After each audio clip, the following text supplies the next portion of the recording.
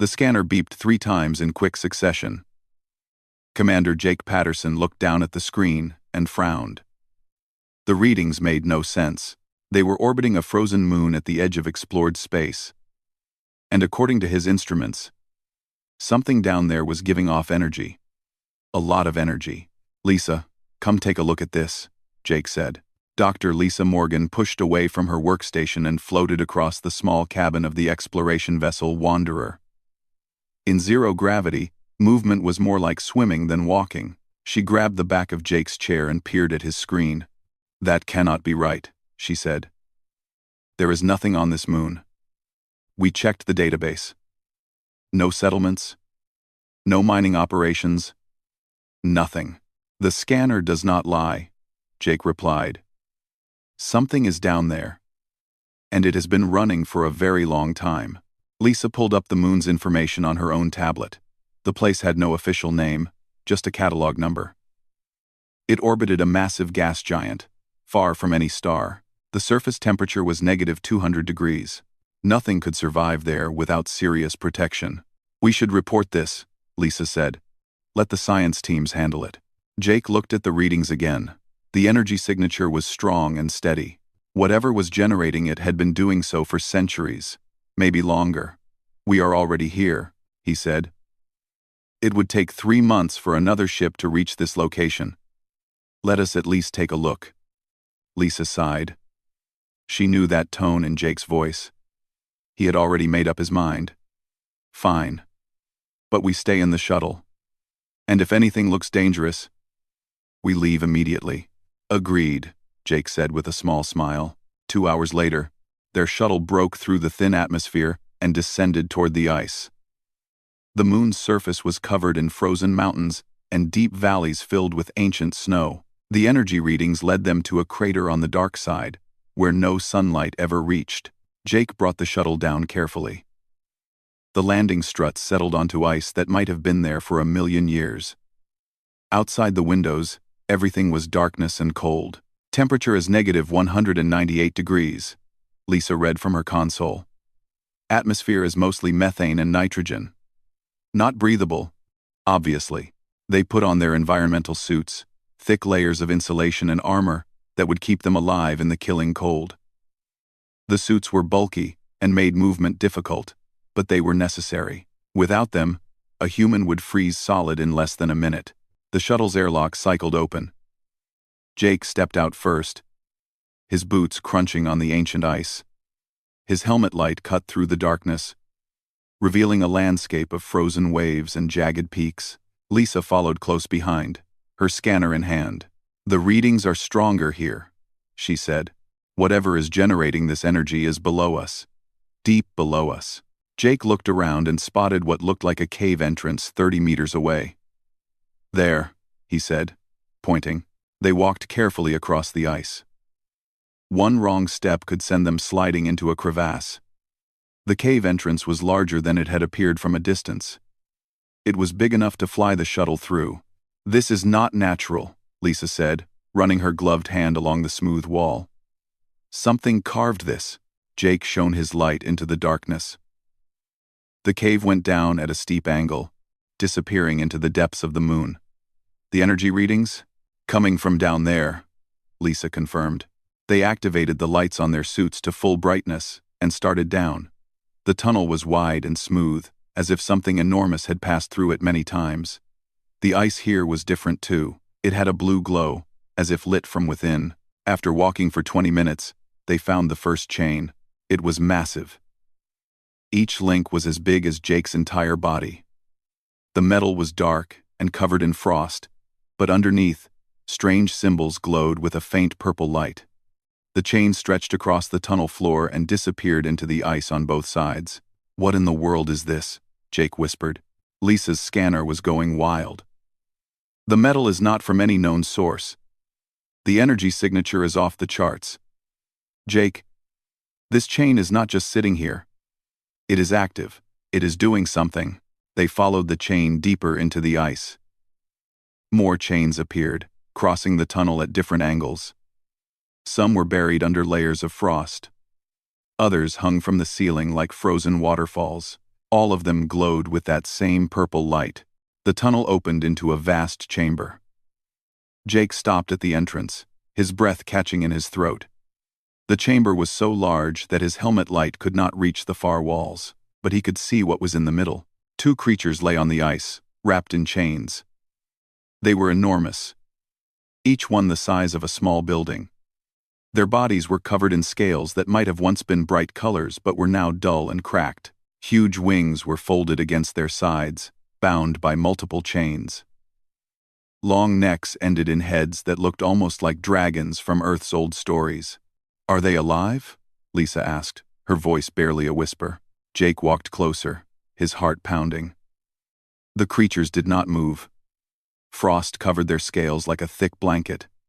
Their eyes were closed, but as he approached the nearest one, he saw something that made him stop. Steam, faint wisps of steam rising from the creature's nostrils. "They are breathing," he said. "Barely, but they are breathing." Lisa came up beside him, her scanner forgotten in her hand. She was staring at the creatures with wide eyes. "How long have they been here?" "Well, a long time," Jake said. He could see it now. The chains were not just restraints, they were connected to devices that hummed with energy. The devices were draining something from the creatures, keeping them weak and helpless. Each creature wore a collar around its neck. The collars were covered in the same strange symbols as the chains, all glowing with that purple light. Jake did not need a scanner to know what the collars were doing. They were keeping these beings on the edge of death. "This is a prison," Lisa said. "Someone put them here and left them to die slowly." 1771, Jake knelt down next to the nearest creature. Up close, he could see the pain in its face, even in sleep. The scales were cracked and bleeding in places. The wings had tears in the thin membrane. This being had suffered for a very long time. He reached out and touched one of the chains. It was ice cold, even through his gloved hand. But he could feel the energy pulsing through it, steady and relentless. "We need to help them," Jake said. "Jake, we do not know what these things are," Lisa protested. "They might be dangerous. They might be criminals. There might be a very good reason they are chained up." "Look at them," Jake said, his voice hard. "Really look at them.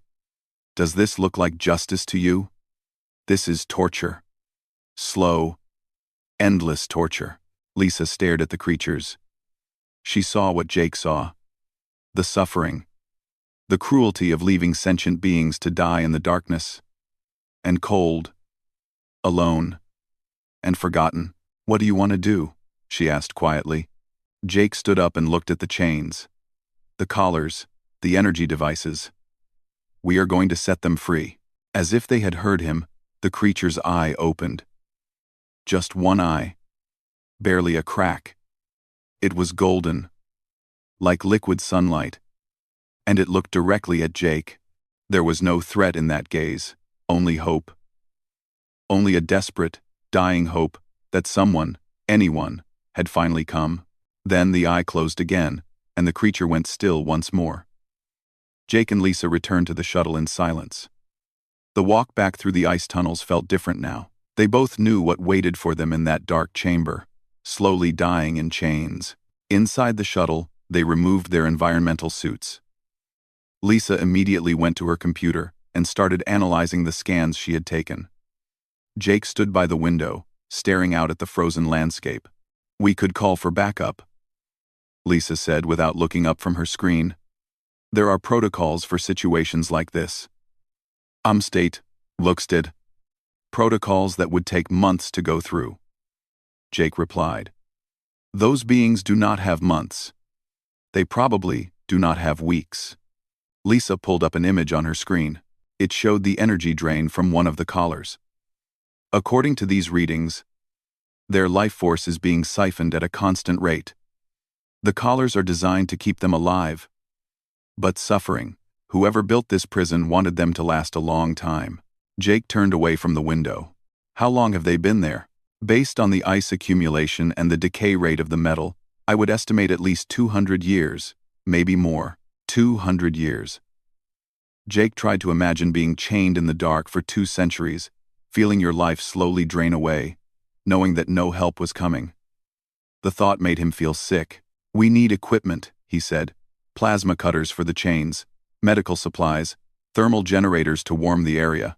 "Jake," Lisa said carefully, "we do not know what these creatures are. What if they were imprisoned for a reason? What if they are dangerous? Then why not just kill them?" Jake asked. "Why go through all this effort to keep them alive and suffering? That is not how you treat criminals. That is how you torture enemies." Lisa had no answer for that. She looked back at her screen, at the data showing 2 dying beings. "If we do this, we could be breaking galactic law. We could be interfering with another species' justice system. Or we could be stopping a crime that has gone on for 200 years. Jake said. He sat down across from her. "Lisa, I saw its eye. Just for a second. There was intelligence there. Awareness. And hope. It saw us. And it hoped. We cannot walk away from that. We hope." Lisa closed her eyes for a long moment. Then she nodded. "All right. But we do this carefully. We gather information first. We try to communicate. And if at any point things look wrong, we abort."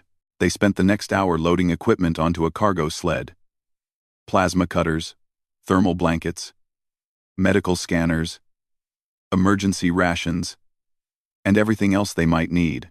The sled could hover a few centimeters off the ground, making it easier to move through the tunnels. When they returned to the chamber, they set up the thermal generators around the nearest creature.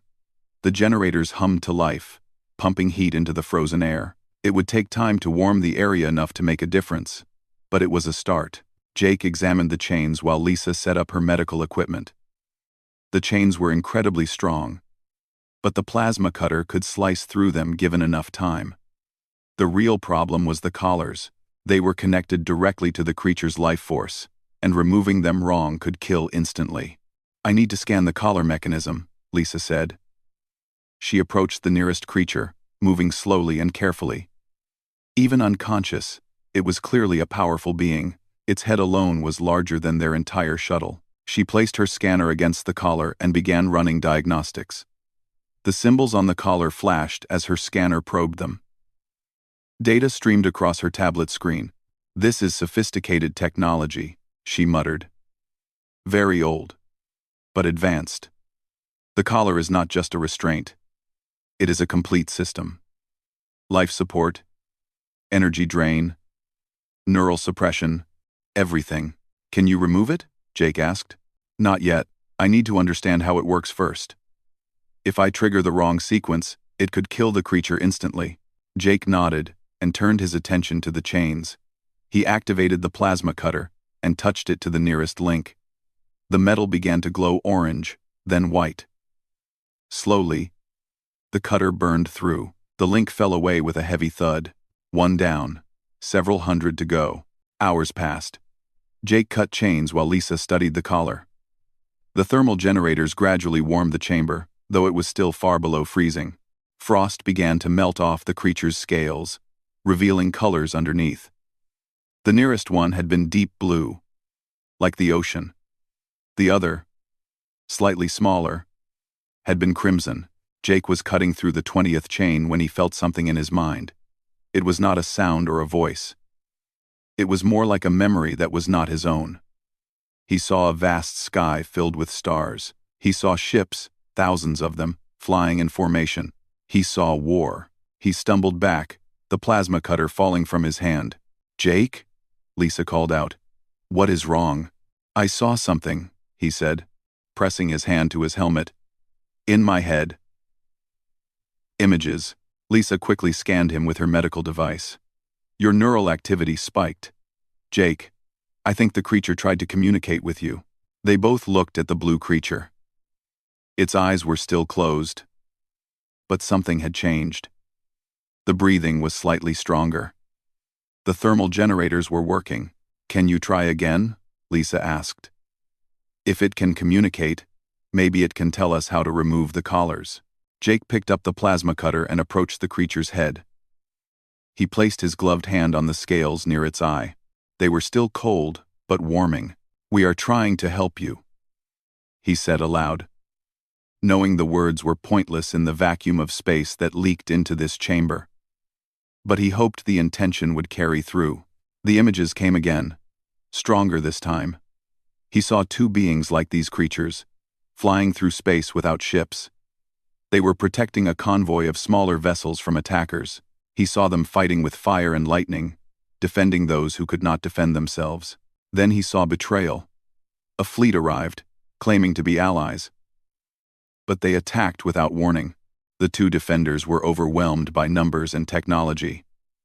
They were captured, bound, and brought here.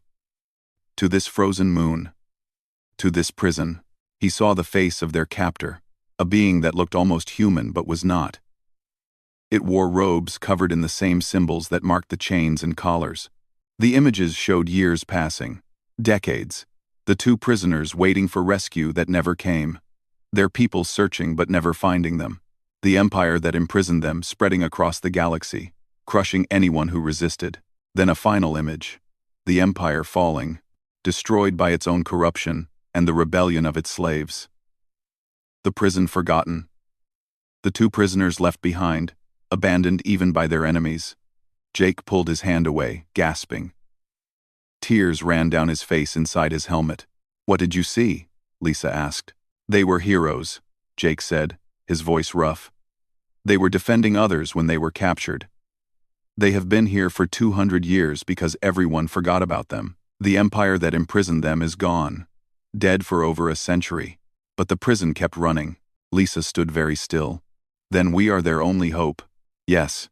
She looked down at her tablet. "I have been analyzing the collar. It has a failsafe.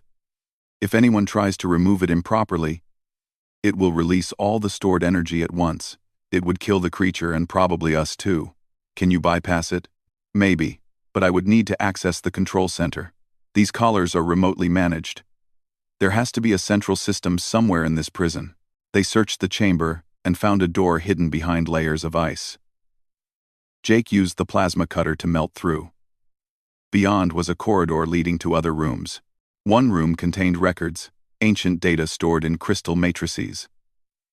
Another contained the power core that ran the entire prison. The third room was the control center.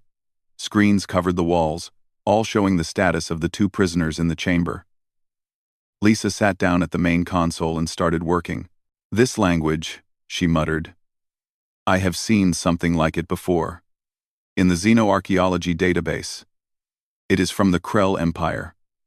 They fell apart about 120 years ago." Her fingers flew over the controls. "I am trying to access the collar protocols. If I can understand the removal sequence, we can free them safely." Hours passed. Jake kept watch while Lisa worked. He cut more chains, freeing the creature's wings and legs. Without the chains, they looked less like prisoners and more like sleeping giants. Finally, Lisa stood up. "I think I have it. But there is a problem." "What kind of problem?" "The collars have a manual override. But it requires someone to hold a circuit open during the removal process. If the circuit closes for even a second, the failsafe triggers." "How long does the removal take?" Lisa checked her tablet. 40 minutes. And the circuit needs to be held by hand. The temperature in that access panel is -100 degrees. Even with our suits, that kind of cold for that long could cause serious damage. Jake looked back toward the chamber where the two creatures lay. He thought about the images he had seen. 200 years of suffering. 200 years of abandonment. "Then we better get started," he said. Lisa identified the weaker of the two creatures. The crimson one, smaller and more damaged. Her scans showed its life force fading faster than the blue one. If they were going to save both, this one needed help first. They moved their equipment close to the creature. Jake studied the access panel Lisa had found. It was built into the base of the collar. A small compartment that opened to reveal a circuit board covered in frost. "You will need to hold these two contacts together," Lisa explained, pointing at her tablet display. The moment I begin the removal sequence, you press them together and do not let go. Not for any reason. If you do, the failsafe activates and we all die. How cold will it get? Jake asked. The panel is directly connected to the cryogenic cooling system. It keeps the collar stable.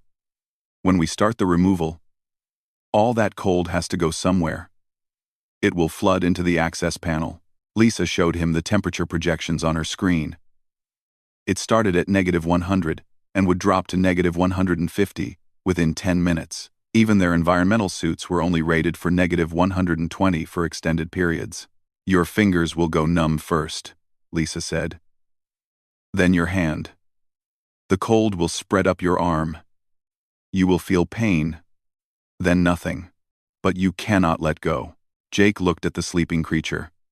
Its breathing was shallow, each breath a struggle. Without help, it would be dead within days. I understand, he said.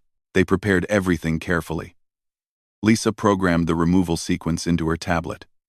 Jake positioned himself next to the access panel, his hands ready. They had medical supplies standing by for when it was over. If Jake survived the cold, he would need immediate treatment for frostbite. Are you sure about this? Lisa asked one more time. Yes, Jake said. Start the sequence. Lisa tapped her tablet. The collar began to hum, a deep sound that Jake felt in his chest. The symbols along its surface flickered and changed. Inside the access panel, the circuit board lit up with green lights. Now, Lisa said. Jake pressed his gloved fingers against the two contacts. They were already cold enough that he could feel it through the insulation. The removal sequence began. And Lisa called out a timer, 40 minutes starting now. The first 5 minutes were not bad. The cold increased gradually, seeping through his gloves. Jake focused on keeping his fingers pressed firmly against the contacts. He could see Lisa working at her tablet, monitoring the collar's status. At 10 minutes, the pain started. It felt like needles pushing into his fingertips. Then his knuckles. The temperature in the access panel had dropped below what his suit could handle. His fingers began to go numb. You are doing great, Lisa said, watching both her tablet and Jake. The collar is responding correctly. Just keep holding. By 15 minutes, Jake could not feel his fingers anymore. The numbness had spread to his entire hand. He looked down and could not even tell if he was still pressing the contacts. He had to trust that his frozen muscles were locked in place. The creature's breathing changed. It was getting stronger. The collar was releasing its hold. 20 minutes, Lisa called out. Halfway there. Jake's arm was numb to the elbow now. The cold was incredible, pushing through his suit like it was nothing. He wanted to pull away, to warm his frozen limb, but he thought about those images the creature had shared. 200 years of cold, 200 years of suffering. He could handle 40 minutes. His vision started to blur. The cold was affecting more than just his arm. His whole body temperature was dropping. The suit's heaters were working at maximum, but they could not keep up. 25 minutes, Lisa said. Her voice sounded worried. Jake, your core temperature is dropping. You need to stay conscious. He tried to respond, but his jaw was too stiff. He just nodded. At 30 minutes, Jake began to lose his grip on consciousness. The pain had faded, replaced by a dangerous sleepiness. His body wanted to shut down. To escape the cold, he fought against it, forcing his eyes to stay open.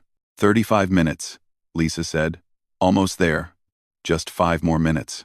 The creature's eye opened. The crimson one, the one they were trying to save. It looked at Jake with an eye like molten gold. It saw what he was doing. It understood. Jake felt something warm touch his mind. Not images this time, but emotion, gratitude, wonder, sorrow that he was suffering for her sake. The warmth in his mind helped fight the cold in his body. 40 minutes, Lisa said. Hold for 10 more seconds. 9, 8, 7. Jake's vision was narrowing to a tunnel. Everything was going dark except for that golden eye watching him. 3, 2, 1. Release. Jake's frozen arm fell away from the panel. He collapsed onto the ice, his entire body shaking. He could not feel his left side at all. Lisa was there instantly, pulling him away from the access panel, wrapping him in thermal blankets. But Jake was watching the creature. The collar sparked and hissed. The purple glow flickered and died. Then, with a sound like breaking glass, the collar split open and fell away. The creature gasped. It was the first sound Jake had heard from either of them, and it was like wind rushing through a canyon. The crimson scales began to glow from within. Heat radiated from the creature's body, pushing back the cold. Lisa continued working on Jake, checking his temperature and injecting him with stimulants to keep his heart beating. But Jake was watching the creature rise. She was magnificent. Even weak from captivity, even damaged by years of chains, she moved with grace. Her wings spread wide, chains falling away. She was easily 50 meters long. From nose to tail, her scales caught the light from the thermal generators and glowed like rubies. The creature looked down at Jake. Then she lowered her massive head until her face was close to his. She exhaled, and the breath was warm. Incredibly warm. The heat washed over Jake, driving away the cold that was killing him. Lisa watched in amazement as Jake's temperature began to rise. The creature was using her own body heat to save him, returning the favor he had just done for her. "Thank you," Lisa whispered, though she knew the creature could not understand. The golden eye blinked slowly. The creature did understand. Then she looked at her companion, the blue one still bound in chains and collar. She tried to move toward him but stumbled. She was still too weak. 200 years of imprisonment had taken their toll. But she looked at Lisa with clear intent. "We will free him too," Lisa promised. "But this time, we have help." The crimson creature moved to the access panel of the blue one's collar. Her claws were more precise than Jake's frozen fingers had been. Lisa explained what needed to be done, and though the creature could not speak, she showed through images that she understood. With the crimson one holding the contacts, the process went faster. She was built to withstand extreme temperatures. The cold that had nearly killed Jake barely affected her. Lisa worked the removal sequence, and 40 minutes later, the second collar fell away. The blue creature woke slowly.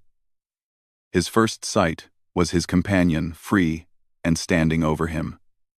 Then he saw the two humans who had made it possible. Both creatures stood together, weak but free. The chains lay broken around them. The collars were dead metal on the ice. For the first time in 200 years, they were not in pain. Jake, wrapped in thermal blankets and barely conscious, smiled. Lisa stood beside him, tears running down her face. They had done it. Against all odds, they had freed two beings from a prison that should have been their tomb. The blue creature lifted his head and roared. It was a sound of triumph, of joy, of freedom finally reclaimed. The sound echoed through the chamber and down the tunnels, shaking loose ice from the ceiling. Then both creatures looked up suddenly, their eyes focused on something the humans could not see. The crimson one sent an image to Lisa's mind. Ships. Danger. Coming fast. Lisa checked her communication device. A warning was flashing. The Wanderer was detecting multiple objects approaching at high speed. They were not friendly. "We have to get back to the ship," she said, helping Jake to his feet. "Something is coming." The creatures understood. They were still too weak to fly, but they could move. Together, the unlikely group began making their way back through the tunnels, the two freed prisoners, slowly regaining their strength, and the two humans who had risked everything to give them a second chance. Behind them, in the control room, alarms began to sound. The prison's automated defense system had detected the freed prisoners. After 200 years of silence, ancient protocols were activating. Machines that had waited in the dark were waking up. The prison was not ready to give up its captives without a fight. They reached the shuttle just as the first explosions lit up the sky above the ice moon. Lisa helped Jake into his seat while looking at the scanner display. 12 objects had emerged from the moon's surface, and more were launching every minute. "What are those?" Jake asked. His left arm was still wrapped in thermal blankets, but the feeling was slowly returning. Along with the pain, defense drones, Lisa said, her fingers flying across the controls. Old ones, but still functional. They must have been buried in the ice. Waiting, through the shuttle window, they could see the drones. They were shaped like pyramids with weapons mounted on each face. Blue energy crackled between them as they moved. The drones were heading toward the Wanderer, their main ship in orbit. Lisa opened the communication channel. "Wanderer, this is Shuttle Team. We have incoming hostiles. Automated defense systems." The response was filled with static. "Shuttle Team, we see them. Engaging defensive systems." "What did you do down there?"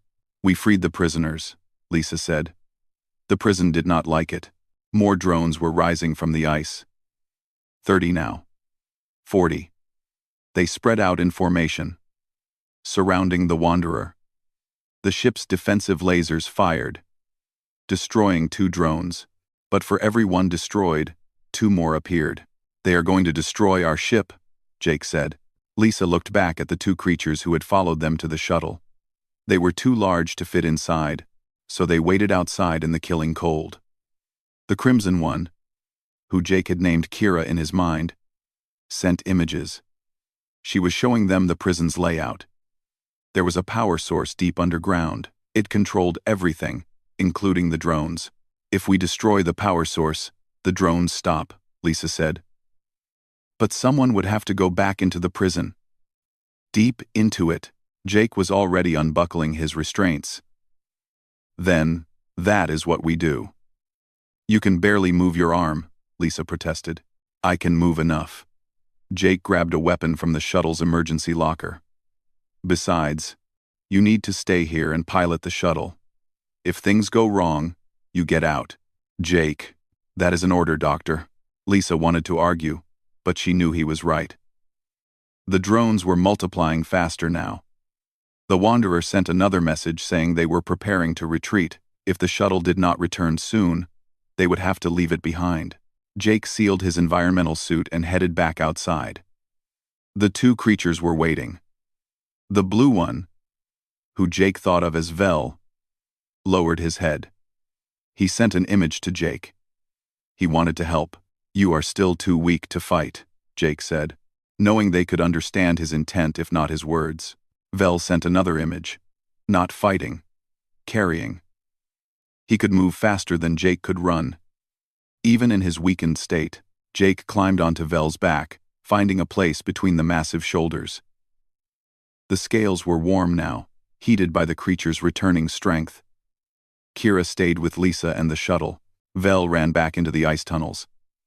His claws found purchase on the frozen ground, and despite his size, he moved with surprising speed. The tunnel blurred past them as they descended deeper into the moon. They reached the control room in minutes instead of hours. Jake jumped down and began examining the systems.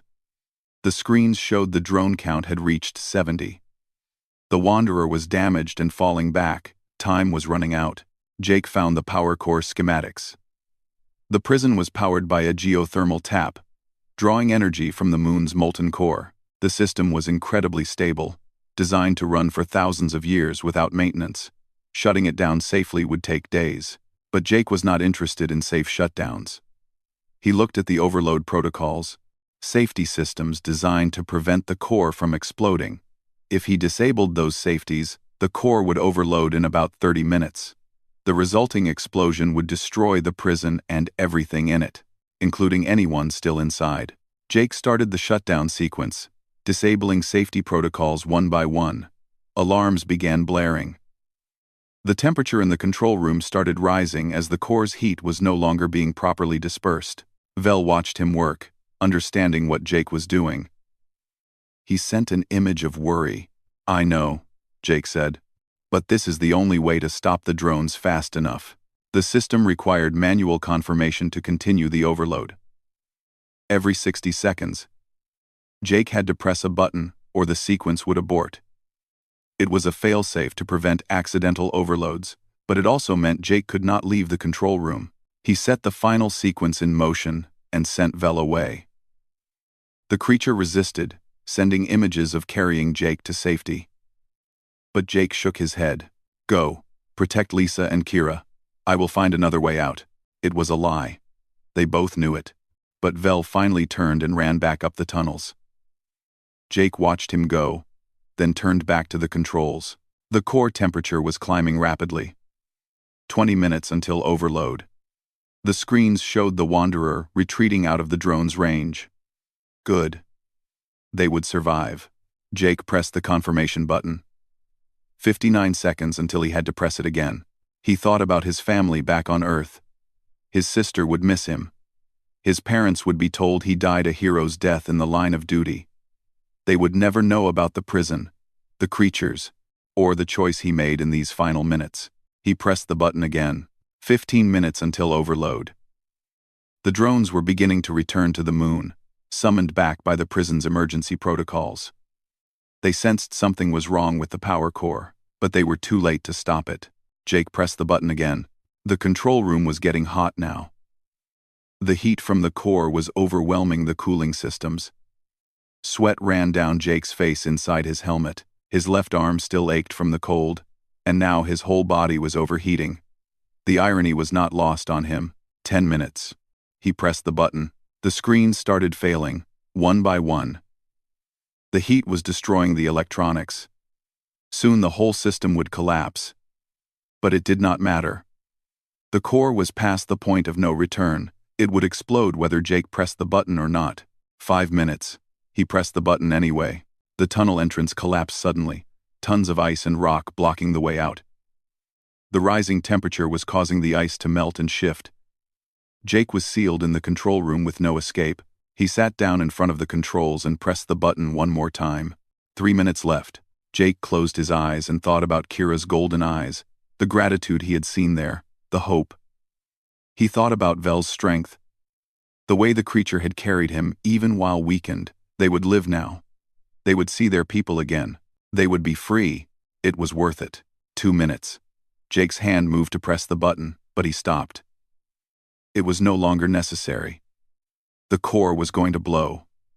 His job was done. Then he heard something, a sound like thunder, coming from above. He looked up at the ceiling just as it exploded inward. Ice and rock rained down, but something was there, pushing through the debris. Vel. The blue creature had come back. He grabbed Jake in his claws, gentle despite their size, and launched himself back up through the hole he had made. They flew up the vertical shaft, Vel's wings barely fitting in the narrow space. The creature was using the last of his strength for this rescue. Behind them, the core's temperature reached critical. The prison began to shake. They burst out of the main tunnel entrance just as the explosion hit. A column of fire and energy shot up from the depths, vaporizing ice and rock. The shockwave threw Vel forward. He wrapped himself around Jake, using his body as a shield. They hit the ice hard and tumbled across the frozen ground. The prison collapsed behind them, falling into the massive crater left by the explosion. Drones fell from the sky. Their connection to the power source severed. They crashed into the ice and went dark. Silence fell over the moon. Vel slowly unwrapped himself from around Jake. The creature was injured, his scales cracked and bleeding. But he had survived. They both had. The shuttle came racing across the ice, with Lisa at the controls. Kira ran alongside it, her wings partially spread for balance. They reached Jake and Vel in seconds. Lisa jumped out, her medical scanner already in her hand. "You idiotic, brave, stupid man," she said, checking Jake for injuries. "You were supposed to die down there." Vel had other ideas, Jake said, looking at the creature who had saved him. Vel's eye met his. The creature sent one simple image. Friends do not leave friends behind. The Wanderer's medical bay was small, designed for a crew of 10. Now it held 2 humans and 2 enormous creatures that barely fit in the cargo hold converted to their care. Vel and Kira were healing slowly, their bodies finally able to repair 2 centuries of damage. Jake's arm had recovered fully after 3 days of treatment. The frostbite had been severe. But Lisa had caught it in time. He spent most of his time with the creatures, learning to understand their telepathic communication. They could not speak aloud in the way humans did, but their thoughts carried meaning clearly enough. Lisa had uploaded the prison's data to the ship's computers. What she found there horrified her. The prison had held 50 beings when it was built. Over 200 years, 48 had died. Only Vel and Kira survived, because they were strong enough to endure. The Krell Empire, Lisa explained to Jake in the ship's common room. They controlled a quarter of the galaxy 300 years ago. Anyone who resisted was either destroyed or imprisoned. Vel and Kira were military commanders for their people. When the Krell demanded they join the conquest, they refused. They fought to protect refugee convoys instead, and the Krell made an example of them, Jake said. Yes, they were captured and brought here. The other prisoners were from dozens of different species. All of them had resisted the Empire in some way. Jake looked at the data files. Names, species, dates of death. Each one a person who had died alone in the dark. The Krell Empire fell over a century ago. Why did no one shut down the prisons? The Empire collapsed suddenly. Internal rebellion combined with attacks from the species they had conquered. In the chaos, records were lost. The location of many prisons was forgotten. This one was so far from anything that no one knew it existed. Except Vel and Kira's people, Jake said. They must have searched. Lisa pulled up another file. They did, for decades. But the Krell had thousands of prison sites. Most were destroyed during the rebellion. The searchers assumed Vel and Kira had died with the others. On the 5th day, Vel was strong enough to stand fully. His wings spread across the entire cargo hold, and the membrane had healed enough that he could flex them properly. Kira recovered even faster, her fire-based biology responding well to the warmth of the ship. They told Jake and Lisa their story in full. They had been wardens, protectors of trade routes where smaller species traveled. When the Krell arrived, Vel and Kira had organized a defensive network. They saved millions of lives by holding key positions while others evacuated. The Krell captured them through treachery. Allies who they trusted turned out to be Krell agents. By the time Vel and Kira realized, it was too late. They were drugged, collared, and transported to the ice moon. They remembered the first few years clearly. The cold, the chains, the slow drain of their life force. They remembered the other prisoners dying one by one. They remembered giving up hope as decades passed with no rescue. Then they remembered choosing to survive. Not for themselves, but for the principle. They would not let the Krell win by dying. They would endure until the universe itself ended, if necessary. And then we saw a figure in the snow. Vel sent to Jake. The image was clear. Jake in his environmental suit. His helmet light cutting through the darkness. We thought we were dreaming. We thought death had finally come. But you were real. You saved us, Kira added. Not because we could offer you anything. Not because you knew who we were. But because it was the right thing to do. Jake felt uncomfortable with the gratitude. Anyone would have done the same. No, Vel sent firmly. Many would not have. Many would have left us. Many would have decided the risk was too great. You risked your life twice. Once in the cold, once in the fire. That is not common. That is extraordinary. On the 8th day, the Wanderer reached the edge of known space, where they could send long-range communications. Lisa transmitted everything they had found to the Galactic Council. She also sent a message to the coordinates Vel provided, reaching out to his people. The response came within hours. The Council wanted a full report. Vel and Kira's people responded with disbelief, then joy, then urgency. Ships were being dispatched immediately, but another message arrived as well. It came from a species called the Terran, bureaucrats who managed prison records for the old Krell territories. They demanded the return of Vel and Kira to a proper holding facility until their case could be reviewed. They think we are criminals, Kira sent, her thoughts tinged with sadness. 200 years have passed, and they still think we deserve to be imprisoned. Not everyone, Lisa said. She showed them other messages. Species that Vel and Kira had protected were sending support. Witnesses from the old wars were coming forward. The truth was spreading quickly through galactic networks. The debate raged across civilized space. Some argued that Vel and Kira should remain in custody until all records were reviewed. Others called for their immediate freedom and compensation. The Terran bureaucracy moved slowly, drowning the case in paperwork. Jake watched the arguments unfold with frustration. This is wrong. They were victims, not criminals. The evidence is clear. Politics, Lisa said. The Council does not want to admit that Krell prison sites still exist. It is embarrassing. Easier to delay and hope the situation resolves itself. On the 10th day, the first ships arrived. Not from the Council, not from the Terran, but from the species Vel and Kira had protected 200 years ago. 12 different races sent representatives. They came to bear witness. The captain of the lead ship, a small being covered in green fur, addressed the Wanderer directly. These two are heroes. They saved my ancestors when no one else would help. They fought against impossible odds so that we could escape. We owe them everything. Other species echoed the statement. They brought records, old data files, testimony from elders who remembered the evacuation. They painted a picture of two warriors who chose honor over survival, who stood against an empire because it was right. The Galactic Council could not ignore it. Under pressure from dozens of species, and with evidence overwhelming, they issued an official pardon. Vel and Kira were recognized as victims of the Krell Empire. All charges were dropped, all restrictions lifted, but the Council did more. They declared the Ice Moon a memorial site. Every Krell prison that was found would be shut down and documented. No one else would be forgotten.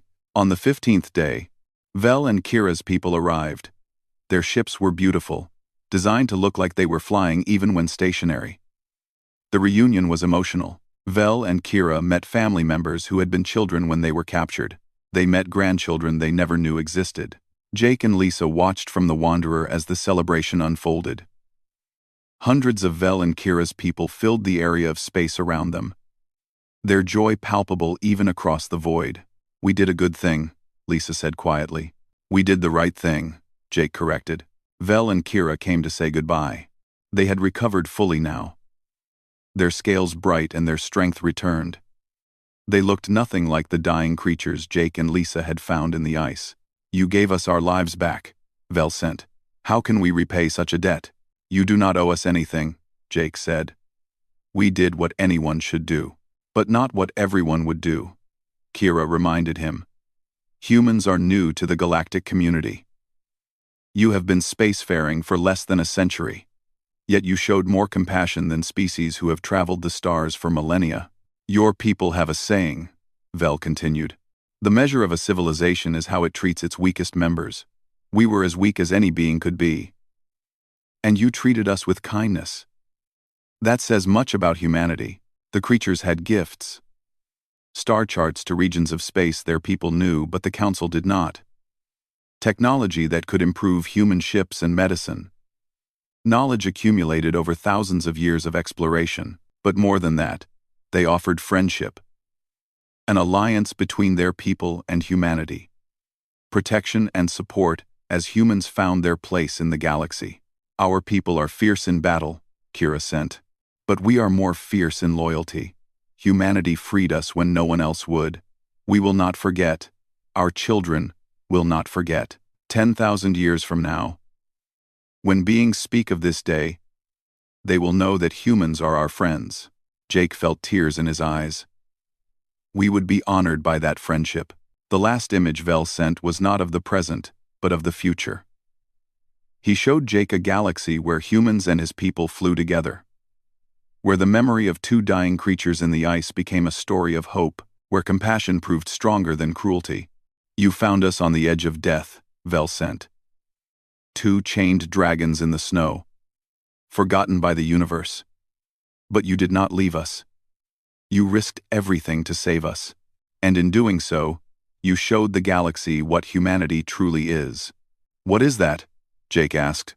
A people worth knowing, a people worth following, a people who choose kindness even when it costs them dearly.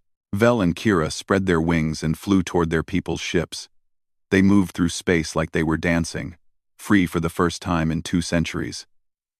Jake watched them go, knowing he would never forget the moment he saw those golden eyes open in the dark. Lisa stood beside him, her hand finding his. "What do we do now?" she asked. "We keep exploring," Jake said.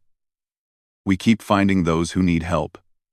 We keep being the people who do not leave others to die in the dark. Even when it is dangerous? Especially when it is dangerous." The Wanderer turned away from the celebration and headed deeper into space. Behind them, Vel and Kira's people sang in harmonies that crossed species and language. It was a song of joy, of reunion, of heroes returned. But it was also a song about 2 humans who saw suffering and chose to end it, who risked death to save lives they had just discovered, who showed that the newest species in the galaxy had hearts vast enough to hold infinite compassion. In the years that followed, the story spread. The tale of Commander Jake Patterson and Dr. Lisa Morgan became known across civilized space. Children of 100 species learned about the humans who freed the dragons. Diplomats referenced them when discussing human character. Warriors invoked their names when discussing honor. And on a distant ice moon, now a memorial to those who died there, a monument was built. It showed 2 humans standing beside 2 dragons. The inscription was simple: they were strangers, but they chose to be saviors. May all beings remember their example. Jake and Lisa continued exploring for many years. They made other discoveries, saved other lives, and built bridges between species. But they always remembered the day they found 2 dying creatures in the snow. The day they proved that humanity, for all its flaws and youth, understood the most important truth in the universe, that the measure of a soul is not in its strength or knowledge, but in its willingness to help those who cannot help themselves.